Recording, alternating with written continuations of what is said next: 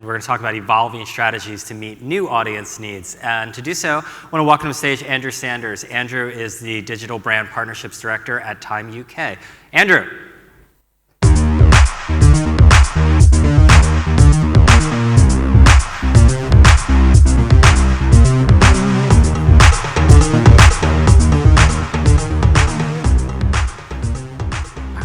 It's really bright up here, which is a lot more challenging than I was hoping for from a Wednesday morning.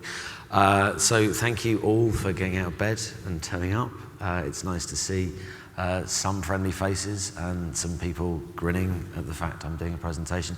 I'm going to talk about it's probably not that controversial, but why Adtech isn't going to solve any of your problems as a publisher. It's just not.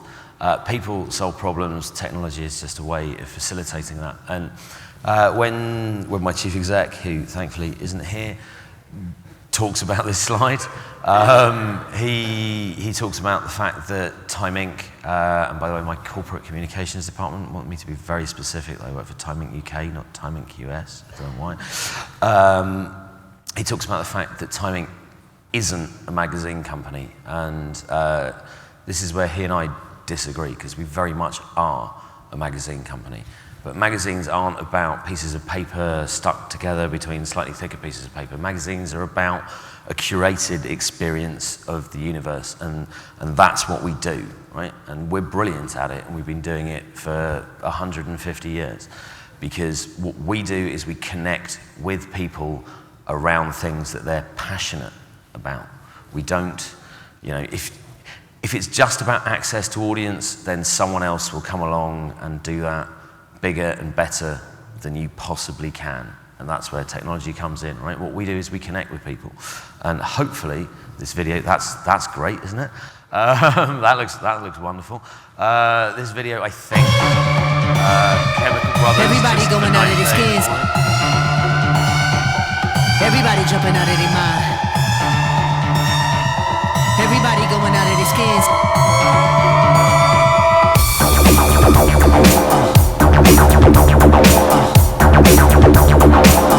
Just pass out when you've had enough of the Chemical Brothers. It's fine. So that video, right? That just shows what we've always done as a company, which is about giving people access to experiences they otherwise wouldn't get, which is about talking to people about things that they're interested in and things that they're passionate about and things that they want to do. And that's what we continue to do. If you want to grow revenue streams, what you need to do is create valuable experiences for people. I mean, that's like a really nice, lovely show reel. But we also do other stuff in the real world that's not digital. So we do some stuff that people expect out of magazine companies. We do something called Women's Weekly Live, by the way. Who wants to go to Women's Weekly Live? It's exciting, right? They'll teach you how to make cakes and do something called Sugarcraft. I didn't even know that was a thing up until 6 months ago, right? But it's amazing, and there's a room full of people talking about knitting and crafting and stitching and making cakes, right? And that is brilliant. We do the Enemy Awards, we do tours, right? And that's what I'm talking about creating valuable experiences. Not only do we write words on paper and screens and stuff like that, where it says, these are great bands, we put those bands in rooms and we take them around the world to play in front of people. And that's what's led us to the strategy that we're currently engaged in, which is continuing to create these valuable experiences. So we're quite big noise in cycling. We just bought a company called UK Cycling Events, which means that not only do we put some words and pictures on paper and on screens in front of people about cycling, we take people out on their bikes, right? And then when we put adverts in front of them, they really, really want to see them. They want to buy the bikes, right? That's what they want to do, and that's an amazing experience for them. And it's not just about doing those events. We've just launched a brand called Equo, which you can see, I think, up there, which we looked at. We also do a lot of stuff to do with horses. And we looked at how people were engaging with the 3-day eventing scene. Come on, stay awake. Everyone wants to talk about horses this time of the morning. And that was terrible. All these people had these kind of like mom and pop websites where they couldn't interact with it. They couldn't buy their ticket into the eventing. They couldn't sign up, they couldn't register. So what we've done is we've created something which enables them to do that, so people are buying it from us, and we're passing it on. And that is about creating a valuable experience for them. That led us to create, those kind of things led us to create our innovation lab. I'm a little bit concerned that my creative director has now put a paperclip in front of me for the word insight. I think it was anything that wasn't a light bulb, probably. So we do a lot of this, right? So we've taken it out of the idea that you have to create something that has revenue attached to it from day one. A lot of us legacy publishers do that, and we're always trying to make money out of it. But we've created a separate innovations lab where we are playing before we're putting a business plan attached to it. So that means we're thinking of stuff that might mean something to people, something like born out of people's passions, right? So if you're into 3-day eventing, then you might know that that's a terrible experience trying to register for it. So someone then thinks about that, we build something, we put it out in the real world, we measure what happens, we learn from that, and the stuff that works, we keep, we build on. The stuff that doesn't work, we recycle. You don't throw anything away.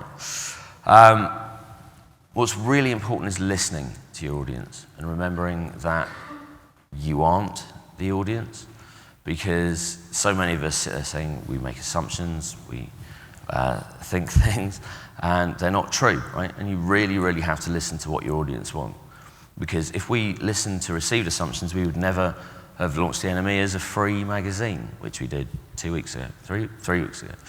Now, if you listen to 50, 60-year-old music journalists on Twitter, that's a terrible thing to do.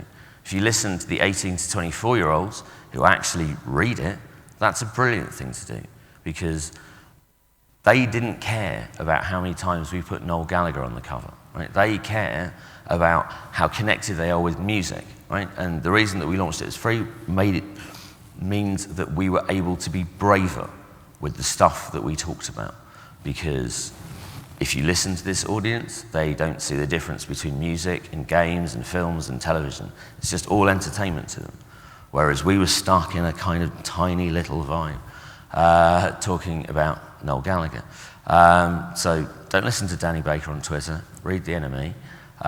We've done some brilliant stuff. All download the Enemy daily app, by the way. If you could do that, that'd be great. So I'm nearly at the end. You'll all be delighted. And I was asked to give you 3 key takeaways. These are my favourite 3 takeaways. And if you're ever in West London, that got a much bigger laugh than I was hoping for. But it's true. The Cinnamon Tree is fantastic. They do a wonderful range of Gujarati cuisine. Kobe Sushi has just opened. It's near Ealing Broadway. And honestly, Karam, just amazing chicken shawarma. So the first takeaway is listen to your audience, right? I can't stress that enough. It's not about access to audience. It's not about making as much money out of them as possible. It's about working with them, which is why you should learn through experimenting with your audience, right? Talk to them, collaborate with them, do stuff that makes them happy, and they will keep coming back, and they will give you revenue in ways that you haven't even thought of. That's why you should create valuable experiences. That's it.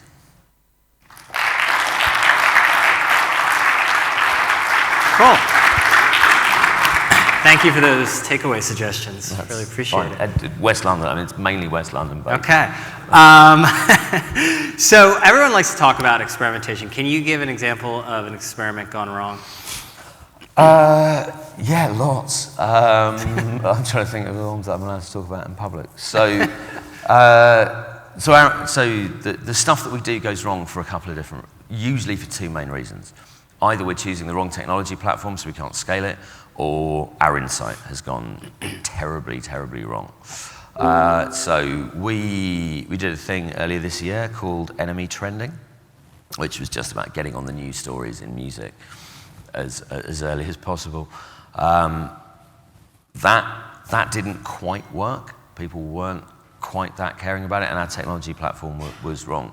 However, what did work was when we did celebrity trending for Now magazine, and that went through the roof. So we're now having to make loads of tough choices about which technology platforms we're on. Were you surprised at the reaction to NME going free?